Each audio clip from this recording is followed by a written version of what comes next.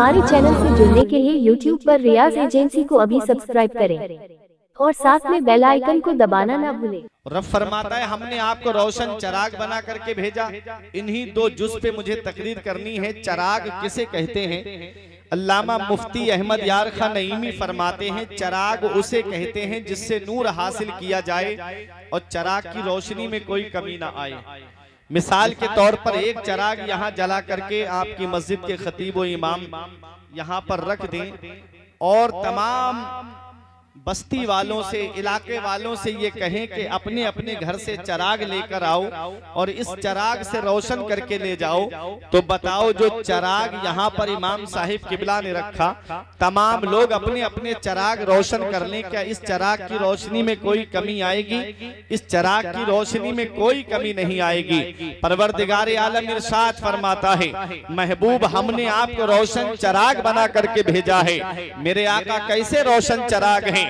हजरते आदम इसी नूर से चमके हैं, हजरते शीश इसी नूर से चमके हैं, हजरते इदरीस इसी नूर से चमके हैं, हजरते नूह इसी नूर से चमके हैं, हजरते मूसा इसी नूर से चमके हैं, हजरते ईसा इसी नूर से चमके हैं, हजरते यूसुफ इसी नूर से चमके हैं, हजरते हारून इसी नूर से चमके हैं, हजरते जकरिया इसी नूर से चमके हैं, हजरते यहया इसी नूर से चमके हैं, हजरते सुलेमान इसी नूर से चमके, हजरते याकूब इसी नूर से चमके, हजरते यूसुफ इसी नूर से चमके, हजरते इब्राहिम इसी नूर से चमके, हजरते इस्माइल इसी नूर से चमके हैं, हजरते ईसा इसी नूर से चमके, अरे सिद्दीक अकबर इसी से चमके, फारूक आजम इसी से चमके, उस्मान गनी इसी नूर से चमके, मौला अली इसी नूर से चमके हैं, इमाम हसन इमाम हुसैन इसी नूर से चमके हैं, इमाम आजम इसी से चमके हैं, गौसे आजम इसी से चमके हैं, गरीब नवाज इसी नूर से चमके हैं, अरे मखदूम अशरफ जहांगीर सिमनानी इसी नूर से चमके हैं, सैयद सालार मसूद गाजी इसी नूर से चमके हैं, वारिसे पाक इसी नूर से चमके हैं, आला हजरत इसी नूर से चमके हैं, मुफ्ती आजम इसी नूर से चमके हैं, हुज्जतुल इस्लाम इसी नूर से चमके हैं, ताज शरिया इसी नूर से चमके हैं, मुफस्सिर आजम इसी नूर से चमके हैं। अरे जब मेरे इमाम की नजर पड़ती है तो पुकार उठते हैं चमक तुझसे पाते हैं सब पाने वाले, चमक तुझसे पाते हैं सब पाने वाले, मेरा दिल भी चमका दे चमकाने वाले, मेरा दिल भी चमका दे चमकाने वाले। मेरे आका ऐसे रोशन चराग हैं, सारी कायनात जो चमक रही है ये नूरे मुस्तफा का जलवा है, सारी कायनात में जो नूर है ये नूरे मुस्तफा का सदका है। आओ जरा जहन को करीब करो, यही नूरे मुस्तफा है। जब हजरत आदम अला नबीना अलैहिस्सलातु वस्सलाम की पेशानी में अमानत के तौर पे रखा गया, हजरत आदम की पेशानी से होता हुआ यही नूरे मुस्तफा हजरत शीश की पेशानी में आता है, हजरत शीश की पेशानी से होता हुआ अल मुख्तसर हजरत इब्राहिम की पेशानी में आता है, हजरत इब्राहिम की पेशानी से होता हुआ यही नूरे मुस्तफा हजरत इस्माइल अला नबीना अलैहिस्सलातु वस्सलाम की पेशानी में आता है, और हजरत इस्माइल की पेशानी से होता हुआ यही नूरे मुस्तफा जब हजरत अदनान की पेशानी में आता है, हजरत अदनान की पेशानी से होता हुआ यही नूरे मुस्तफा हजरत अब्दे मुनाफ की पेशानी में आता है। और हजरत अब्दे मुनाफ के चार बेटे हैं, एक बेटे का नाम मुत्तलिब है, एक बेटे का नाम नौफल है, और एक बेटे का नाम अब्दुल शम्स है, और एक बेटे का नाम हाशिम है।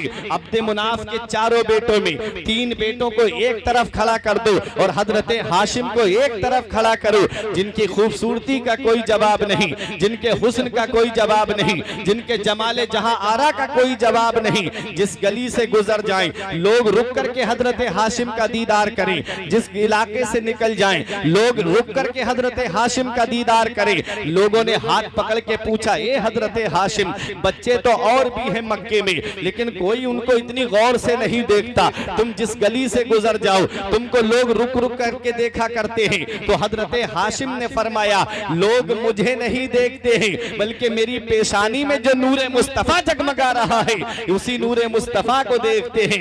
यही हजरत हाशिम है आप मुल्क शाम तिजारत के लिए जा रहे थे। रास्ते में एक बाजार पड़ता है जिसे यसरिब का बाजार कहते हैं, जिसका आज नाम मदीना मुनव्वरा है। मदीना तो मेरे नबी के कदमों की बरकत से बना है, मदीना तो मेरे नबी के पाए मुबारक की बरकत से बना है। उसका पहले क्या नाम था? यसरिब। यसरिब के माना आते हैं बीमारियों का घर। मदीना तो मेरे नबी के कदमों की बरकत से बना है। आओ जरा तारीख उठा करके देखो, यही हजरत हाशिम है। जैसे ही आप यसरिब के बाजार से गुजर रहे थे, मार्केट लगा हुआ है, लोग अपनी अपनी दुकानों पर अपना अपना सामान फरोख्त कर रहे हैं। आपने क्या देखा? एक बड़ी हसीन और जमील औरत बैठी हुई है और पर्दे के साथ बैठी हुई है। आपने जब उनको देखा तो अपने निकाह का पैगाम उनके यहाँ पर भिजवाया। तारीख में उनका नाम हजरत सलमा मिलता है। हजरत सलमा ने ये कह के इनकार कर दिया कि मैं पहले बेवा हो चुकी हूँ, अब मैं दोबारा निकाह नहीं करना चाहती। अल्लाह अकबर। सलमा की सहेलियों ने कहा, तुझे पता है तुझे निकाह का पैगाम भेजने वाला कौन है? सरदारे मक्का का बेटा है, सरदारे कुरैश का बेटा है, खाना काबा के मुतवल्ली का बेटा है। जरा एक बार देख तो सही। हजरत सलमा राजी हो जाती है। जब हजरत हाशिम का निकाह सलमा के साथ हो जाता है तो जो नूरे मुस्तफा हजरत हाशिम की पेशानी में जगमगा रहा था, वही नूरे मुस्तफा हजरत सलमा के रिहा में मुबारक में चला जाता है। इधर हजरत हाशिम मुल्क शाम तिजारत के लिए चले जाते हैं, इधर हजरत हाशिम का विसाल हो जाता है। इधर यसरिब में मदीने में सलमा ने एक बेटे को जन्म दिया था, जिस आम तौर पे बच्चे तुम्हारे यहाँ पर भी पैदा होते हैं, बच्चे हमारे यहाँ पर भी पैदा होते हैं, लेकिन आज जो बच्चा यसरिब में पैदा हुआ है, हमारे यहाँ बच्चे पैदा होते हैं उनके सर के बाल काले होते हैं, लेकिन आज जो बच्चा पैदा हुआ है उसके सर के बाल सफेद हैं। और आप जानते हो, ये उलमा आपको बताएंगे, जब किसी के बाल सफेद पड़ जाते हैं तो लोग क्या कहते हैं? अरे ये तो बूढ़ा हो गया है, ये इसके सर के बाल सफेद पड़ गए, इसकी दाढ़ी के बाल सफेद पड़ गए, ये तो बुजुर्ग होने लगा, बूढ़ा हो गया है। आज जो बच्चा यसरिब में पैदा हुआ है उसके सर के बाल सफेद हैं। जब अहले अरब ने उस बच्चे को देखा तो कहने लगे, हाजा शैबा, हाजा शैबा, अरे ये तो बूढ़ा है, इसके तो सर के बाल सफेद है। यही उनका नाम पड़ गया। इधर मुत्तलिब को किसी ने बताया कि यसरिब में तुम्हारे भाई की अमानत है, वो यसरिब के अंदर परवान चल रहे हैं, जाकर के अपने भतीजे को लेकर के आओ। मुत्तलिब आए और अपने भतीजे को लेकर के जैसे ही आप मक्का में दाखिल हुए तो मक्के वालों ने देख करके कहा, ये मुत्तलिब के खानदान का नहीं लगता, ये मुत्तलिब के घर का नहीं लगता, इस बच्चे को हमने मक्के में नहीं देखा है, ये बच्चा है कौन, ये बच्चा है कौन? जब मक्के वालों को नहीं पता चला तो खुद ही कहने लगे, ये मुत्तलिब का गुलाम लग रहा है। और अरबी में गुलाम को अब्द कहते हैं, तो कहने लगे, हाजा अब्दुल मुत्तलिब। क्या कहा? हाजा अब्दुल मुत्तलिब, ये तो मुत्तलिब का गुलाम है। और सारी दुनिया जानती है हजरत शैबा का नाम शैबा लोगों की जुबान पे रटा हुआ नहीं रहा, बल्कि अब्दुल मुत्तलिब हर इंसान की जुबान पे रटा हुआ है। और हजरत अब्दुल मुत्तलिब कौन है? ये मदीने वाले मुस्तफा के दादा हैं। मैं नूरे मुस्तफा को बड़े करीब से आपको दिखाना चाहता हूँ। यही नूरे मुस्तफा जब हजरत अब्दुल मुत्तलिब की पेशानी में आता है, आओ जरा देखो। हजरत अब्दुल मुत्तलिब को हुक्म होता है कि जमजम का कुआं खोदो। आप जब जमजम का कुआं खोदने के लिए खड़े हुए तो दूसरे कबीले के लोगों ने कहा, हम कुआं नहीं खोदने देंगे। आपने पीछे मुड़ करके देखा तो आपके एक बेटे हारिस थे। उस वक्त आपने एक मन्नत मानी थी कि अगर अल्लाह तू मुझे 10 बेटे देगा तो एक बेटा मैं तेरी राह में कुर्बान करूंगा। अल्लाह तबारक व तआला ने 11 बेटे अता फरमाए। जब आप लेते तो ख्वाब आता है कि अपनी मन्नत को पूरा करो। 11 बेटे जवान होते हैं, सबको आपने सामने किया, कहा मैंने ऐसी मन्नत मानी है, बताओ मेरे बेटो तुम्हारी क्या मर्जी है।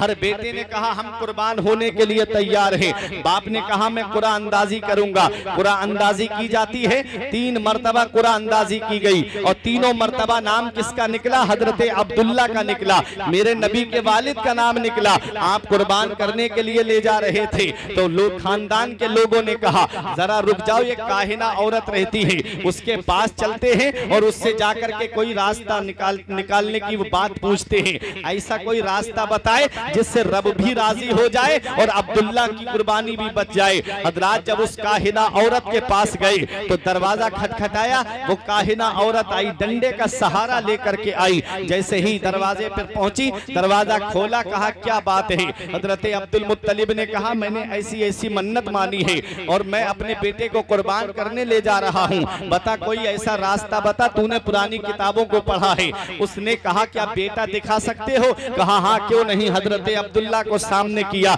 जैसे ही हजरत अब्दुल्ला के चेहरे पर काहिना औरत की नजर पड़ी, अंदर जाती है, सर पे चादर ओढ़ करके आती है और आकर के हजरत अब्दुल मुत्तलिब से कहती है, ए अब्दुल मुत्तलिब वापस चले जाओ, अपने बेटे को वापस ले जाओ।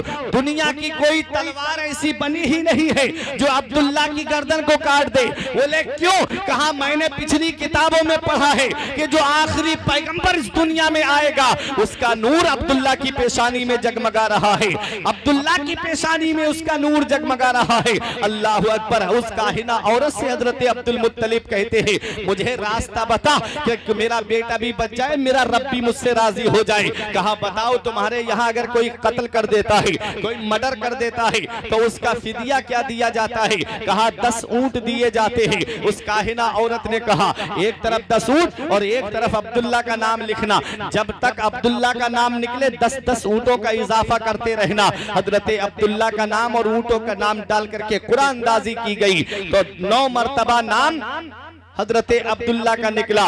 90 ऊंट हो गए। जब 100 ऊंटों पर कहानी पहुंची तब नाम ऊंटों का निकलता है। लोग कहते हैं कि अब्दुल मुत्तलिब तुम्हारे बेटे की कुर्बानी को रब ने कबूल फरमा लिया है, अब 100 ऊंट कुर्बान कर दो। अब ये 100 ऊंट क्यों कुर्बान किए गए? तो सुनो, ये वही मक्का है जहां बात बात पे मर्डर कर दिया जाता था और 10 ऊंट दे के कहा जाता था जा मैंने इसका बदला कर दिया, जा मैंने इसका बदला चुका दिया, फिदिया दे दिया, ये कहा जाता था। अब मक्के के अंदर एक आवाज बुलंद हो गई, देखो सरदार मक्का ने अपने बेटे के बदले में 100 ऊंट कुर्बान किए हैं। अब कोई किसी का मर्डर ना करे, अब कोई किसी का कत्ल ना करे, वरना 100 ऊंट देना पड़ेंगे। अभी मेरे आका इस दुनिया में तशरीफ नहीं लाए हैं, लोगों को कत्ल गारत से बचा रहे हैं, लोगों को खूरेजी से बचा रहे हैं। अल्लाह अकबर। ये हजरत अब्दुल्ला है। लोग उसी दिन से दुश्मन बन गए थे जिस दिन से उस काहिना औरत ने बताया था कि आखिरी पैगंबर का नूर इनकी पेशानी में जगमगा रहा है। यहूदी उसी दिन से दुश्मन बन गए और ताक में लगे रहे कि किसी तरीके से हजरत अब्दुल्ला को कत्ल कर दिया जाए। जंगल में आपको तनहा देख करके 70 यहूदी तलवार लेकर के आए और घेरे में लेकर के कहते हम तुमको कत्ल करना चाहते हैं। हजरत अब्दुल्ला बोले किस लिए, मैंने क्या जुर्म किया है? कहने लगे कि आखिरी पैगंबर का नूर तुम्हारी पेशानी में जगमगा रहा है। अब नबुव्वत बनी इसराइल से मुंतकिल होकर के अब तुम्हारे बेटे, तुम्हारे लाडले मोहम्मदुर रसूलुल्लाह सल्लल्लाहु अलैहि वसल्लम पे खत्म हो जाएगी, इसलिए हम तुम्हें ही कत्ल कर देंगे ताकि न तुम होगे न तुम्हारा बेटा इस दुनिया में आएगा।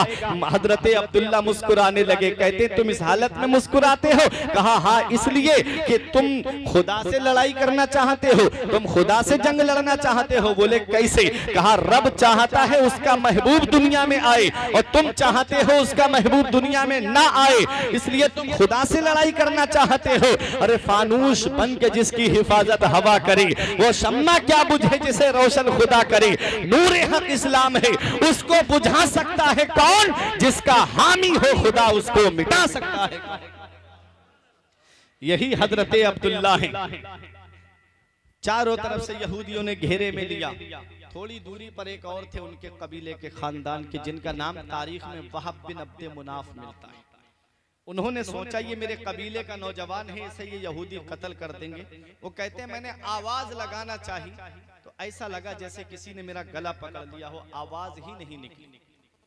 कहते हैं मैंने सोचा लाओ पत्थर उठा करके फेंकूं ताकि लोग समझ जाएं कि अब्दुल्ला के साथ मैं भी हूं।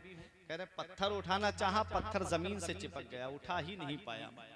कहते मैंने सोचा लाओ चल के मदद कर दूं। कहते मैं चलना चाहता था, जमीन ने मेरे कदम पकड़ लिए। ऐसा क्यों हुआ?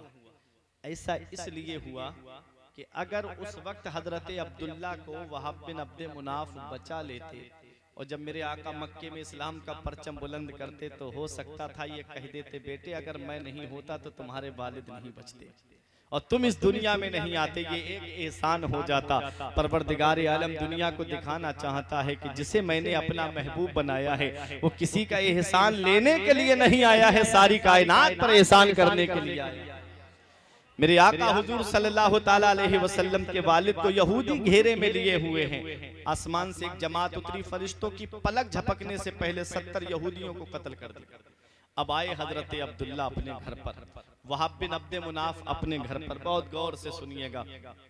घर वालों को इकट्ठा किया, वहाब बिन अब्दे मुनाफ ने कबीले वालों को कहा, लोगों एक मशवरे के लिए मैंने बुलाया है। बोले क्या मशवरा है? कहते हैं मशवरा ये है कि मेरी बेटी आमिना जवान है, अब्दुल मुत्तलिब के बेटे अब्दुल्ला जवान है। मैं चाहता हूँ मेरी बेटी आमिना का निकाह अब्दुल्ला के साथ में हो जाए। कबीले के लोग हंस के ये कहने लगे, तू चंद बकरियों का मालिक, वो हजारों बकरियों के मालिक, वो खाना काबा के मुतवल्ली का बेटा, वो सरदार कुरैश का बेटा, तुम उनके घर से रिश्ता जोड़ने की बात करते हो?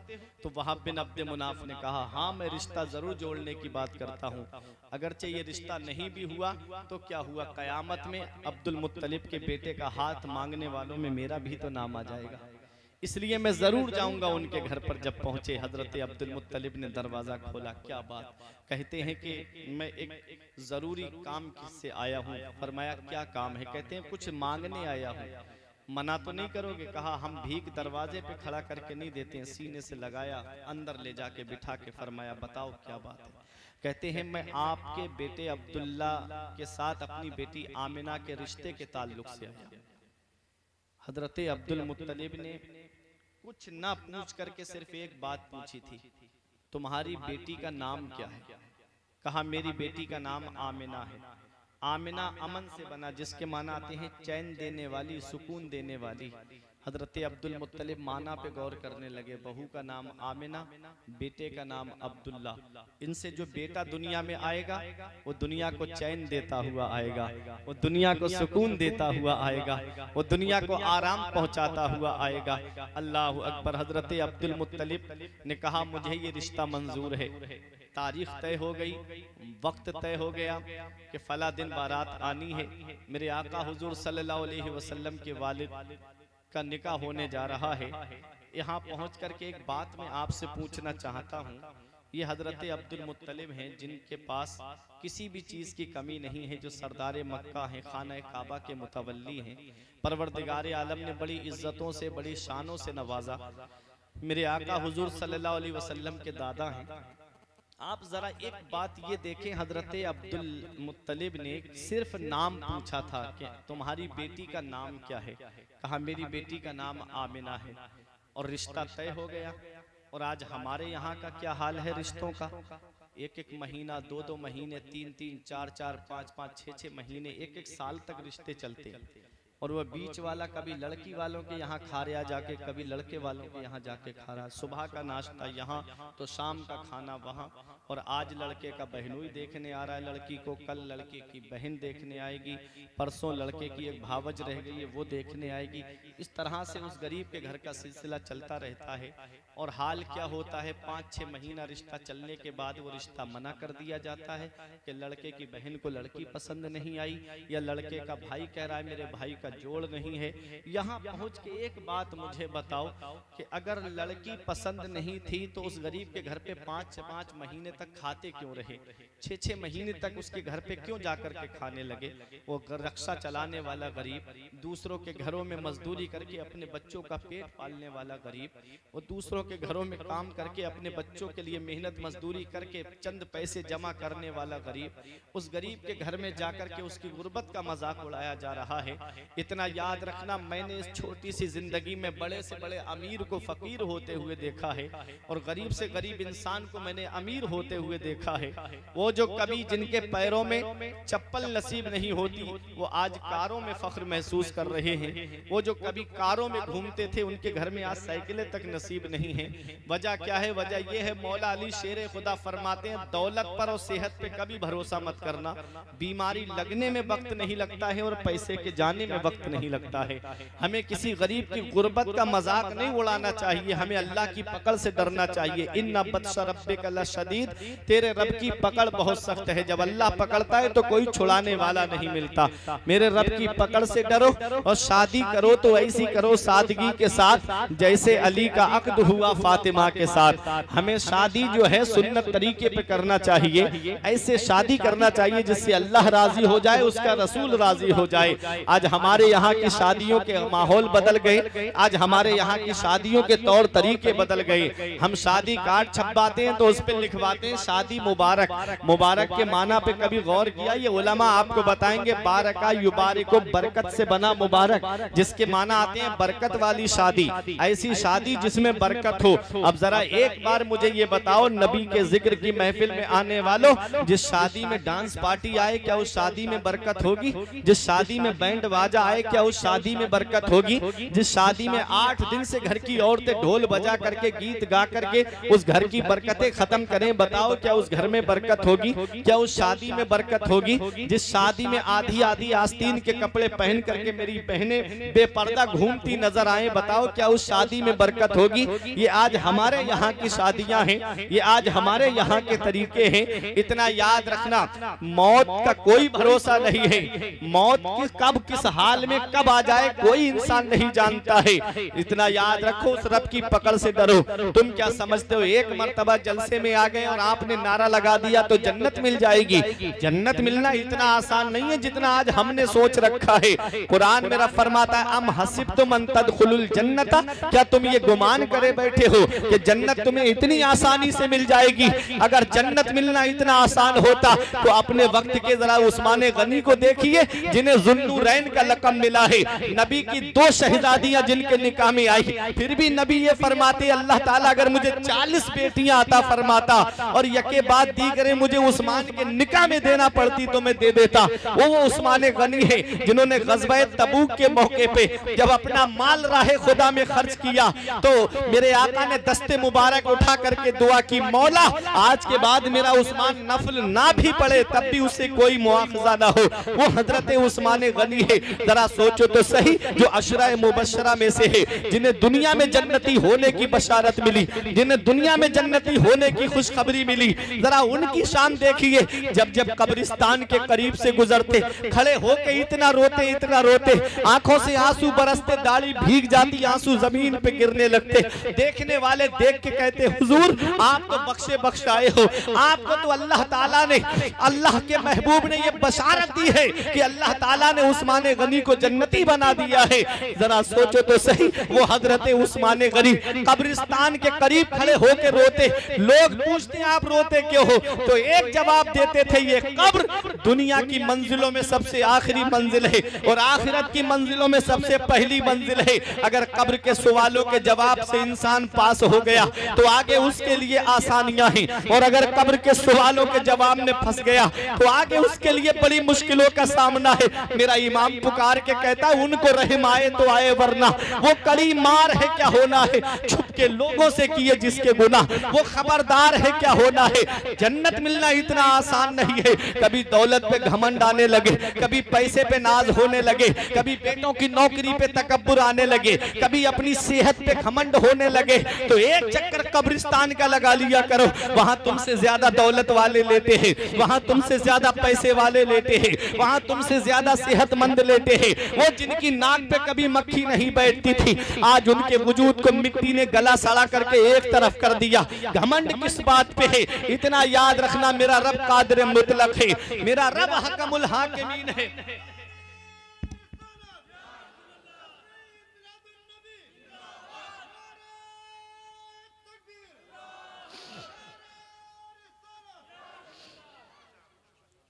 मेरा रब कादिर मुतलक है, मेरा रब अहकमुल हाकिमीन है, मेरा रब मालिक अलल इतलाक है। मेरा रब चाहे तो गुनाहगार से गुनाहगार इंसान को जन्नत अता फरमा दे, मेरा रब चाहे तो परहेजगार की पकड़ फरमा ले। अल्लाह ताला कादिर मुतलक है, लेकिन उसने कुछ हुदूद कायम फरमाए हैं। उसने, हम एक गोल दायरे के अंदर हैं, अगर हम उस गोल दायरे से बाहर निकलेंगे तो उस रब के नाफरमान ठहराए जाएंगे। आज नमाजें छोड़ के कहते हैं हम हुसैनी हैं, शराबे पी के कहते कहते हैं हम हुसैनी हैं, जिना करके कहते हैं हम हुसैनी हैं, जुआ खेल के कहते हैं हम हुसैनी हैं, नमाजें छोड़ के कहता है मैं हुसैनी हूँ।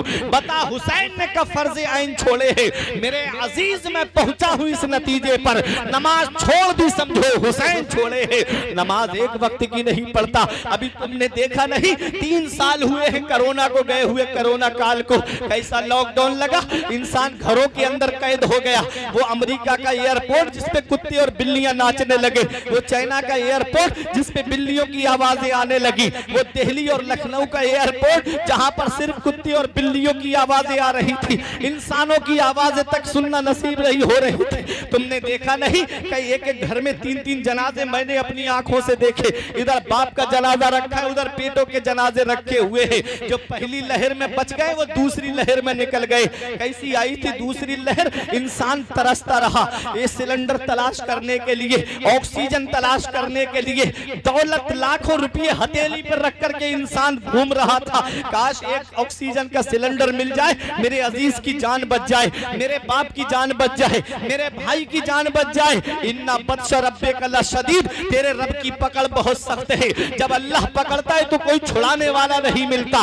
बड़े बड़े दौलत वाले जो पूरा हॉस्पिटल खड़े खड़े खरीद सकते हैं, उन्हें हॉस्पिटल में बेड तक नसीब नहीं हुआ। कोई घर की चारपाई में ऑक्सीजन चढ़वा रहा था, कोई रक्शे में लेट करके ऑक्सीजन चढ़वा रहा है, कोई तांगे में लेट करके ऑक्सीजन चढ़वा रहा है। क्या ये अचानक आने वाली मौतों से इबरत हासिल नहीं करते? अचानक आने वाली मौतों से नसीहत हासिल नहीं करते? इतना याद रखना प्यारे मुसलमानों, जब अल्लाह पकड़ता है तो कोई छुड़ाने वाला नहीं मिलता। इसलिए उस रब की पकड़ से डरो और अपनी जिंदगी इस हाल में गुजार करके जाओ कि कोई ये ना कहे बहुत अच्छा हुआ दुनिया से वो चला गया जो लोगों को सताता था। अरे जब दुनिया से जाओ तो इस हाल में दुनिया से जाना कि इधर जनाजा उठता हो, उधर इमाम साहब खड़े होके कहते कि लहिद में इश्के रुखे शह का दाग लेके चले, लहिद में इश्के रुखे शह का दाग लेके चले, अंधेरी रात सुनी थी चिराग लेके चले।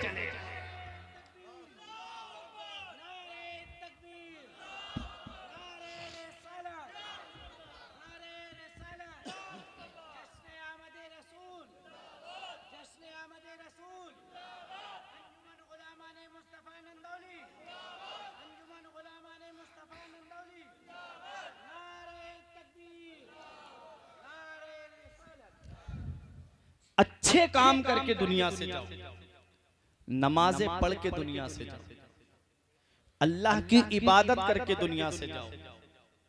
नमाज फर्ज आइन है, हर मुसलमान पर अलग अलग फर्ज है। तुम सोचते हो कि दुनिया से जाने के बाद मेरी औलाद मेरे लिए इसाले सवाब कराएगी? अरे आज इतना मसरूफियत का दौर है जिसमें हम जी रहे हैं। बाप बेटे बराबर में बैठे रहते, लेकिन बेटा मोबाइल चलाता रहेगा, घंटों बात करने तक की तौफीक नसीब नहीं होती। तुम क्या समझते हो मरने के बाद जिस औलाद को आज मोबाइल चलाने से फुर्सत नहीं मिलती, वो क्या तुम्हारी कब्र पे जाकर के कुरान पढ़ेगी? जिस औलाद को आज IPL देखने से फुर्सत नहीं मिलती, वो क्या कुरान खानी घर में कराएगी?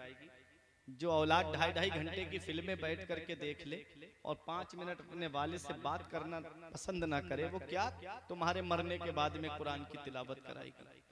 हमारे बुजुर्गों ने कहा सबसे अक्लमंद इंसान वो है जो अपनी नेकी खुद करके जाए, और सबसे बड़ा बेवकूफ इंसान वो है जो अपनी नेकी दूसरों पे डाल के जाए। क्या पता मरने के बाद औलाद ने कुरान खानी कराई या नहीं कराई। इसी को इल्मी साहब ने फरमाया, जो जुमे में खुतबा पढ़ते ना इमाम साहब, उसकी उर्दू पढ़ के देखना कभी, अगर उर्दू पढ़ना आती हो। इल्मी साहब फरमाते हैं पढ़ के तू कुरान को अब जमा कर ले कुछ सवाब, पढ़ के तू कुरान को अब जमा कर ले कुछ सवाब, कब्र पर फिर कौन आए फातिहा के वास्ते, काम वो कर ले प्यारे जिसके 22 कब्र में बागे रिजवा से खुले खिड़की हवा के वास्ते, काम दोजक के किए जन्नत का है उम्मीदवार, कसरे जन्नत तो बना है पारसा के वास्ते। अच्छे अमल करके दुनिया से जाओ, नेक अमल करके दुनिया से जाओ। अल्लाह ने बेटा दिया है, नूरे नजर दिया है, चश्मो चराग दिया है, तो उसकी शादी सुन्नत के मुताबिक करके दुनिया से जाओ। आज जो जहेज की लंबी लंबी डिमांडें चल रही है ना, इसने आज मेरे मुआशरे को तबाह कर दिया। कई लाख मुस्लिम बेटियां मुर्तद्दा हो गई, जो सियासत से जुड़े हुए हैं, जो सोशल मीडिया पे एक्टिव हैं, जानते हैं, आए दिन खबरें आती हैं कि आज फला इलाके की मुस्लिम बेटी ने जो है वो इस्लाम धर्म छोड़ दिया। आए दिन खबरें आती हैं। इसकी सबसे बड़ी वजह जो उलमाए किराम बयान करते हैं ना, दो वजह निकल के आई सामने। एक वजह तो ये आई इसकी निकल के कि हमारे यहाँ मुस्लिम समाज में शादियां लेट बहुत होती जा रही, बहुत लेट होती जा रही है शादियां। बेटी अभी हाई स्कूल कर रही है, अभी इंटर कर ले, इंटर कर रही है, अभी बीए कर ले, बीए कर लिया, बीए के बाद एमए कर ले। ये हाल आज हमारा हो गया। हाल क्या हुआ? वही इंटर करते करते, बीए करते करते शैतान ने ऐसा बरगलाया कि वो अपने मजहब ही से निकल गई। कौन जिम्मेदार होगा?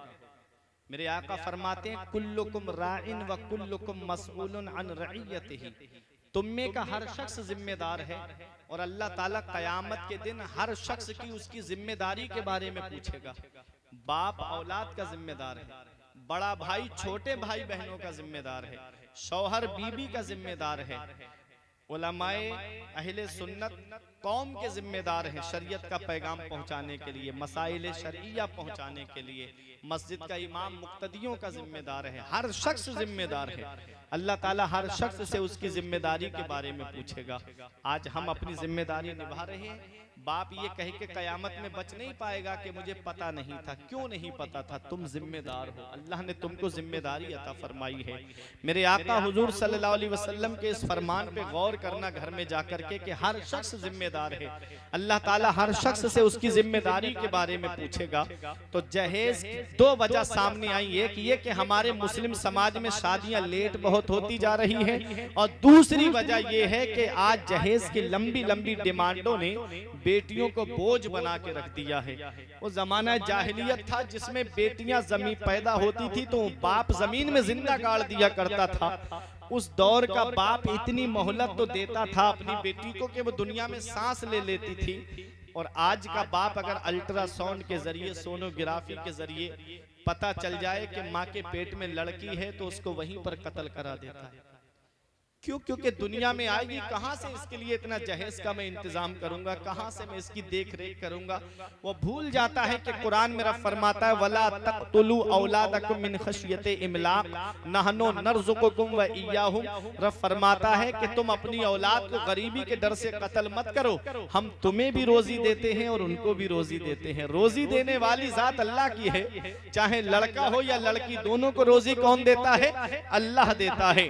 जब रोजी देने वाली जात अल्लाह की है तो तुम अपनी औलाद को गरीबी के डर से कत्ल मत करो। आज जहेज की लंबी लंबी डिमांडों की वजह से बेटियां बोझ बनती हुई जा रही हैं। आज ये हमारे मुस्लिम मुआशरे से चीज खत्म हो जाए तो मैं कहता हूं कि मेरे आका हुजूर सल्लल्लाहु अलैहि वसल्लम का वो फरमाने आलीशान कि जो निकाह को आसान करेगा मैं कयामत के दिन उसकी शफाअत करूंगा। हमें इस फरमाने आलीशान पे अमल करना है, हमें नबी के बताए हुए तरीके पे चलना है, हमें नबी के बताए हुए रास्ते पे चलना है। आज शादियां कितनी महंगी होती जा रही हैं। कभी दिखनौर के नाम पे पैसा लिया जा रहा है, कभी मंगनी के नाम पे पैसा लिया जा रहा है। अरे मंगनी हो रही है, लाखों रुपये उसमें खर्च हो जा रहे हैं, और जब शादी का मौका आता है तो वो गाड़ियों की डिमांड, वो जहेज की डिमांड। एक बात मेरी ये समझ में नहीं आती, अगर कोई गरीब इंसान जहेज का मुतालबा करे तो बात समझ में आती है इसके घर में है नहीं इसलिए मांग रहा है। लेकिन अमीरों को क्या पड़ी थी, जिनको अल्लाह ने जितनी दौलत दी उतना ही ज्यादा उनका मुंह फैला हुआ है, जितना ज्यादा पैसा उतनी ही लंबी लंबी उनकी डिमांडें हैं। कारें उनके घर में हैं, एसी उनके घर में लगे हैं, वॉशिंग मशीन कूलर उनके घर में है, अलमारियां उनके घर में हैं, फिर भी लंबी लंबी डिमांडों का मुंह खुला हुआ है। बेटा क्या मिला? ऐसा लगता है कुदरती भीख मांगने का परमिट मिल गया हो। एक साहब हमारे इलाके में मिले, बोले मौलाना मुझे ससुराल से गाड़ी चाहिए। मैंने कहा परेशान मत हो, अल्लाह ने इतनी तो सलाहियत मुझे अता की है, चल मैं तू मेरे साथ जुमे में चल, एक जुमा नहीं, दो जुमा नहीं, 3 जुमों में ऐसी तकरीर करूंगा कि इतने पैसे जमा कर दूंगा तेरे लिए कि तेरे लिए एक गाड़ी आ जाएगी। तो मेरा मुझसे झुंझला करके कहता है मौलाना क्या भिखारी समझ रखा है, क्या तुमने मुझे भीख मांगने वाला समझ रखा है? मैंने कहा अरे नादान, भिखारी सिर्फ उसे नहीं कहते जो झोली डाल के दरवाजे दरवाजे मांगे, भिखारी सिर्फ उसे नहीं कहते जो हाथ में कटोरा लेकर के दुकानों दुकानों मांगे। भिखारी सिर्फ उसे नहीं कहते जो बस्तियों में जाकर के मांगे, अरे भिखारी उसे भी कहते हैं जो जहेज की लंबी लिस्ट बना करके ससुराल के दरवाजे पे जाकर। भिखारी कई तरह के होते हैं, एक ये भी किस्म का एक भिखारी है। इतना याद रखना प्यारे मुसलमानों, मदीने वाले मुस्तफा को गरीबों से कितनी मोहब्बत है, नबी को गरीबों से कितना प्यार है, नबी को गरीबों से कितनी मोहब्बत है। मदीने वाले मुस्तफा मेरे आका को अल्लाह तबारक व तआला ने तमाम खजानों की चाबियां अता फरमाई। मेरे आका चाहते तो अरब के सबसे बड़े कबीले में अपनी बेटी का निकाह फरमा देते।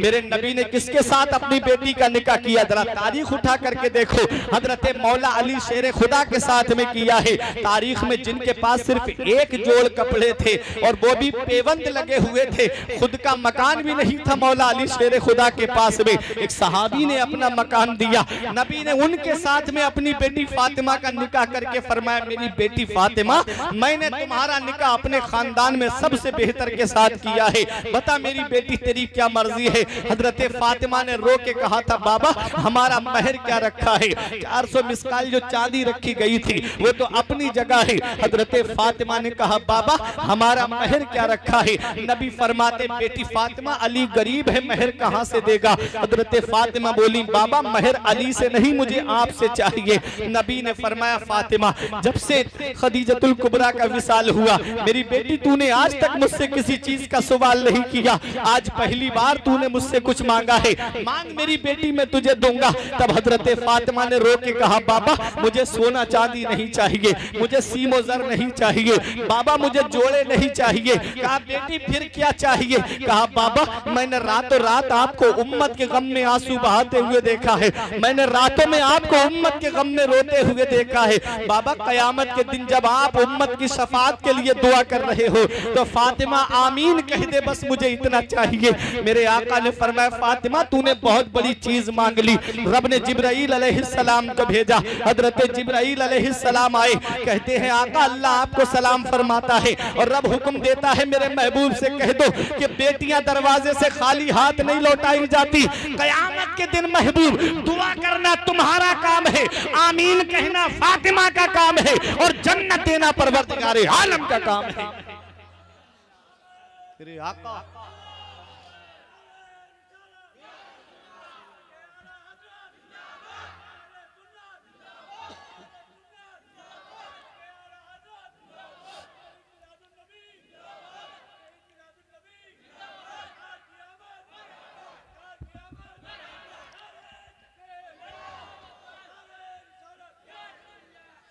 कितनी मोहब्बत है मेरे आका को गरीबों से, कितना प्यार है मेरे आका को गरीबों से। मेरे आका ने अपनी बेटी फातिमा का निकाह उसके साथ किया जिनको आज मौला अली शेर खुदा के नाम से हम जानते हैं। मौला अली शेर खुदा के पास में अपने रहने के लिए मकान भी नहीं था, फिर भी मेरे नबी ने उनके साथ अपनी लाडली बेटी का निकाह किया। और जब मौला अली शेर खुदा के घर के लिए रुखसत किया तो सीने से लगा के नबी ने अपनी बेटी को एक पैगाम दिया था। आज अगर हर बाप अपनी बेटी को ये नसीहत कर दे तो ये कोर्ट कचहरियों के झगड़े खत्म हो जाएं। जो आज मुस्लिम बेटियां कोर्ट कचहरियों पे नजर आती हैं, वजह यह है कि आज हमने नबी की सुन्नतों पे अमल करना छोड़ दिया, नबी के बताए तरीके पे हमने चलना छोड़ दिया, नबी के बताए रास्ते पे हमने चलना छोड़ दिया। आज किस घरों में माहौल खराब होते हैं, उन घरों के माहौल खराब होते हैं जिन घरों में माँ अपनी बेटी को चढ़ा करके भेजती है, जिन घरों के अंदर भाई अपनी बहनों को चढ़ा सिखा करके भेजते हैं, वो घर खराब हो जाते हैं। देखो नबी ने अपनी बेटी को रुखसत किया तो क्या फरमाया, फरमाया मेरी बेटी फातिमा आज तुम मेरे घर से रुखसत होके जा रही हो, बेटी अब कयामत में तेरी और मेरी मुलाकात हो तो मुझसे इस हाल में मिलना मेरी बेटी के तेरा शौहर अली तुझसे राजी हो, अपने शौहर की फर्मा बरदारी करते रहना। बेटी अली से कोई ऐसा सवाल ऐसी चीज मत मांग लेना जिसे अली पूरा न कर सके। मेरे नबी ने अपनी बेटी को रुखसत किया। हजरत फातिमा ने पूछा बाबा अली कैसे राजी होंगे। नबी ने फरमाया जब जब अली घर में दाखिल हुआ करे तो उन्हें सलाम पहले तुम कर लिया करना, क्योंकि सलाम करने से मोहब्बत बढ़ती है, सलाम करने से प्यार बढ़ता है, सलाम करने से उनसियत पैदा होती है। नबी फरमाते बेटी फातिमा जब जब अली घर में दाखिल हुआ करे उन्हें सलाम पहले तुम कर लेना। देखो नबी को कितनी मोहब्बत है गरीबों से। जब हजरत अबू बकर सिद्दीक ने कहा या रसूल अल्लाह, आज अबू बकर की दौलत कब काम आएगी, अबू बकर का पैसा कब काम आएगा, आका इजाजत दो इतना जहेज इकट्ठा करूं ताकि बड़े से बड़े कबीले का सरदार देखे कि नबी ने अपनी बेटी को कितना जहेज दिया है। नबी ने रो के फरमाया अबू बकर मैं अपनी बेटी को जहेज दूंगा, तो मेरी उम्मत के उन गरीबों का क्या होगा जिनके घर में कई कई बेटियां जवान होंगी, वो कहां से इतना जहेज इकट्ठा करेंगे, वो कहां से इतना जहेज ला करके देंगे। आज इस जहेज की लंबी लंबी डिमांडों ने, आज कितनी मुस्लिम बेटियां हैं, अगर बाप एक बेटी की शादी कर दे उसमें इतना कर्ज हो जा रहा है कि और बेटियों के बालों में चांदी उतर आ रही है, बाल सफेद पड़ने लगते हैं, बेचारा इतना जमा ही नहीं कर पाता कि और बेटियों के हाथ पीले कर सके। वो बेटियां बिस्तर पे लेट करके कैसे रोती होंगी, क्या उनकी सिसकियां नबी नहीं सुनते होंगे, क्या उनकी आहें नबी नहीं सुनते होंगे। मदीने वाले मुस्तफा जो काफिरों का रोना ना देखे, तुम देखते नहीं जंगे बदर के मौके पे जब 70 काफिरों को गिरफ्तार करके लाया गया, मुसलमानों की कोई जेल नहीं थी, मस्जिद नबवी के सहन में लिटा दिया गया 70 काफिरों को। किसी के हाथ बंधे हुए थे, किसी के हाथ पीठ से बंधे हुए, किसी के हाथ गर्दन से बंधे हुए और उनके बंद कस के बंधे हुए थे। नबी के सगे चचा भी उन्हीं में थे। अल्लाह अकबर, तारीख बताती है जब मेरा नबी आराम के लिए लेटा तो उनके कराहने की आवाज मेरे नबी के कानों में पहुंची। उनके बंद कस के बंधे हुए थे तो उसकी वजह से वो करा रहे थे, दर्द की वजह से मेरे आका बेचैन हो गए, उठ के खड़े हो गए, बाहर तशरीफ ला के फरमाते हैं ए मेरे सहाबा इनके बंद खोल दो, इनके कराहने से मुझे तकलीफ पहुंच रही है, इनके कराहने से मुझे आराम नहीं मिल रहा है। वो नबी जो काफिरों का कराहना ना देखे, वो नबी जो